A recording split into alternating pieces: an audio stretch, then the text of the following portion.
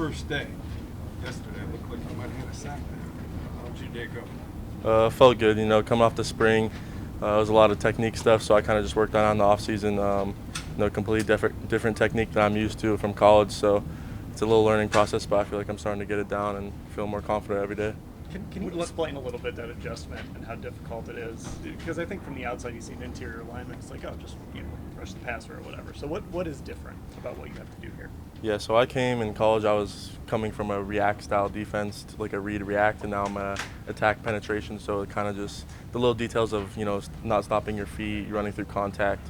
There's no such thing as a double team anymore in our defense, and I'm used to taking on multiple blocks, two gapping, and we don't do that here. So it's a little bit of adjustment. We've had some guys that have also come from other defenses like that have a little learning curve. So I think it's just part of the process. Well, even throughout the spring, like you were able to get through some of that, like growing pains, so to speak, in terms of getting used to this kind of attack style.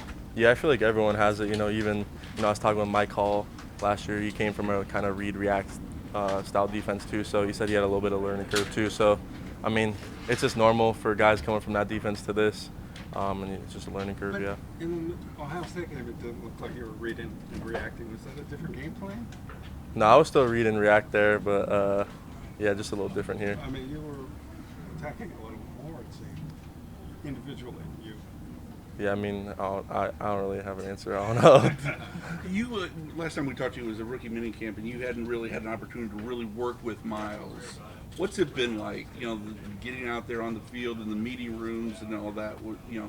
And what have you been? What's the biggest thing you've been able to take from those those conversations with him? Just learning a lot. He's been the best for a long time now. So just being able to be with him on the field and then just in the meeting rooms.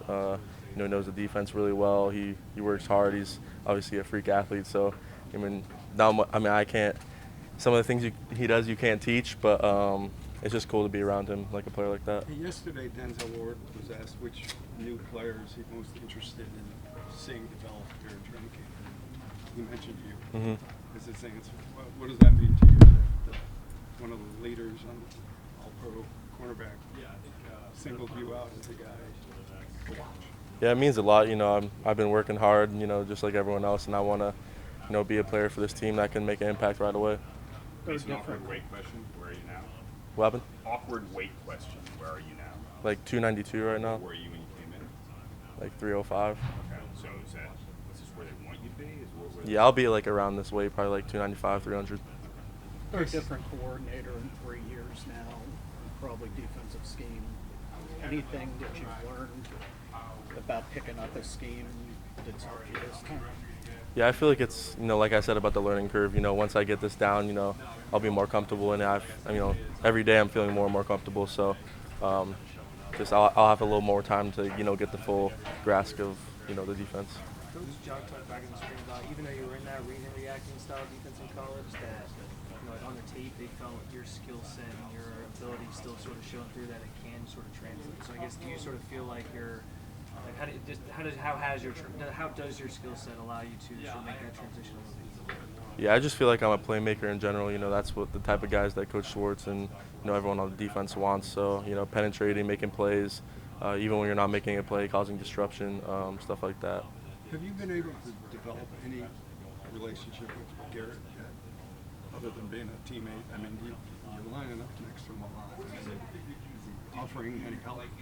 Yeah, it's really just building the chemistry. We're going to be playing with each other on the field, so I know these days like these is big opportunities to build that chemistry because we're going to be playing next to each other, just like all the other guys along the front.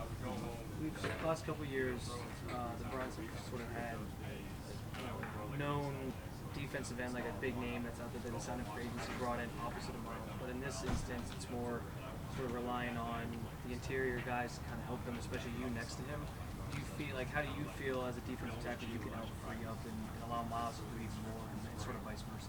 Yeah, I mean, I feel like everyone sees that there's a lot of attention on Miles all the time. So if he's not getting the chip, he's getting double teamed or triple teamed at some point. So there's a lot of opportunity there, and maybe if one of us starts making some stuff happen, then that'll take a little bit of pressure off him and give him some free space. But we're all just building that chemistry, trying to work together. What did you feel about the video of you from minicamp going viral? offended by that at all? Dropping your cookies, or did you get a lot of ribbing about that? No, I mean, obviously people talked about it, but I just ate a little too much before practice, that's all. And the coaches point out you never left practice. Yeah, I mean, I threw up and then came right back in, so. Mason, it just seems like from what we've gotten to see from you, you're such like a low-key guy, personality-wise, very humble. I know not all top 5 picks tend to have that demeanor. Like, have you always kind of been like this? And just tell us a little bit more about that and how you might fit in the room personality-wise. Yeah, I mean, I've always been like that. You know, I've always come from, humble beginnings. You know, I wasn't always the highest recruited or most talked about guy, but, obviously now I became into a top 5 pick. But that's besides the point. You know, that doesn't define who I am. I just want to play good football and, make this team better. Do you still have keep in touch with Hutchinson? I didn't even play with him actually, Oh, you so didn't? I came in the year after him. But, I've talked to him before and I've met him, so it was pretty cool. Feel any? I understanding sort of your thought process on being a top 5 pick you just kind of laid out. Do you still feel some level of pressure to make sure you live up to where the Browns drafted you, and especially knowing they traded back to get you and had other opportunities to take maybe other players? Did you feel any of that as you come in, especially in your rookie year? I mean, obviously, being a top 5 fit comes with expectations. Everyone expects you to play. I have those expectations for myself. It's just not, people saying that about me. I have those expectations for myself and just trying to get better. And like I said, trying to be an impact, that first game and even the preseason. We talk a lot about pressure off the edge, but what about that interior pressure? Why is it so important to be able to generate that for a defense?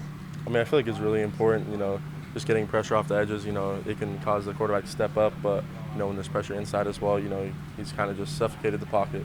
When you were drafted, Amy was talking about how important of a skill set that is.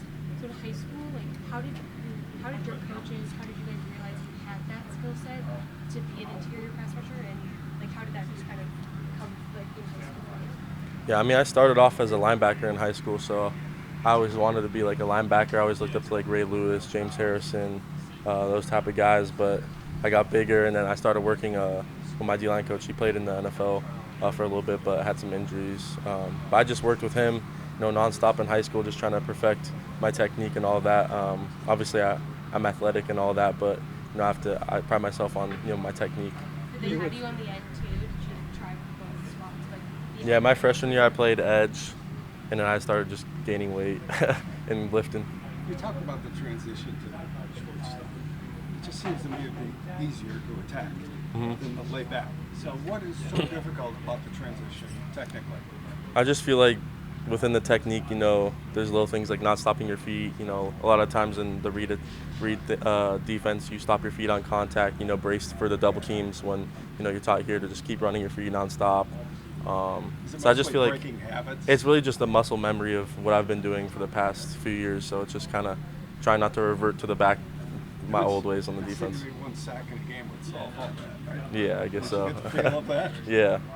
Who was your D-line coach in high school? His name is Kelly Talaval. He played for the Ravens for a few years.